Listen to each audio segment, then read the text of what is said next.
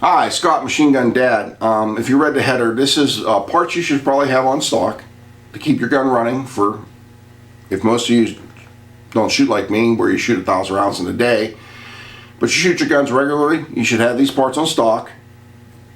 And if you're going to order them, why not order them all at the one time and only pay one shipping charge? Okay. I just did a video or posted a video on the extraction issue. So, parts you should have on stock. Extractor, spring, right here, a little copper piece. Extractor. Ejector. I would have one ejector and one extractor and 5 extractor springs. Why 5? You can have one bad round. It's a tiny bit over pressure, or one reloaded round, and it bends that spring. Once that spring is bent, it loses its set. It's not going to work. You just don't bend it back and expect it to last. You have to put a new spring in. So why not have 5 of them, especially if you're paying shipping. The other thing you should have is a new recoil spring and the little polymer retainers on both ends. So you can always keep a fresh recoil spring.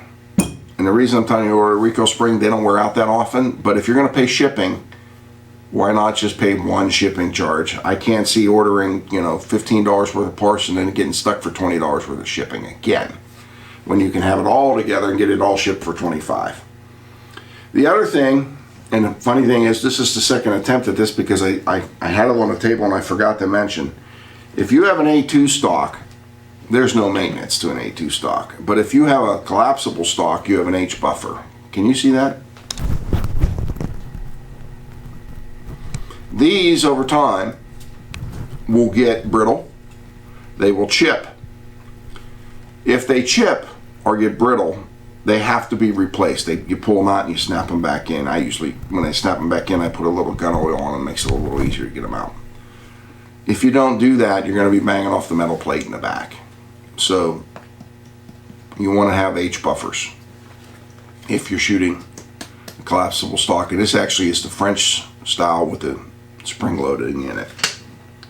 And the final thing, which nobody ever talks about, is chamber face brush. This is an actual HK chamber face brush. This is the best thing for cleaning roller locks because you stick it in the back of the gun, it goes up against the chamber, and you rotate it, and not only will it clean the chamber face, but it'll also get hard carbon out of the recesses in the roller recesses on the inside of the trunnion. What I do is I put my cleaning stuff here, and then I hook an electric drill and I just spin the drill real slow. Fantastic tool for cleaning guns. So if you buy the parts that I just said, and you buy one of these, you probably have enough to maintain your gun for a decade, assuming your gun's running properly. The other thing that you should think of is, on these are expensive. HK's always, if it says HK, they're going to charge you 6 times what it's worth. There are American companies that make this brush. They go on a standard cleaning rod. You don't have to buy a specific rod. When I bought this, that wasn't an option. So look into that. I'm hoping to help the new guys. The guys that have had these guns for years, they already know this stuff. But a lot of them don't really want to talk to you, or they talk down to you. I'm not trying to talk down to you. I'm trying to talk to you to help you.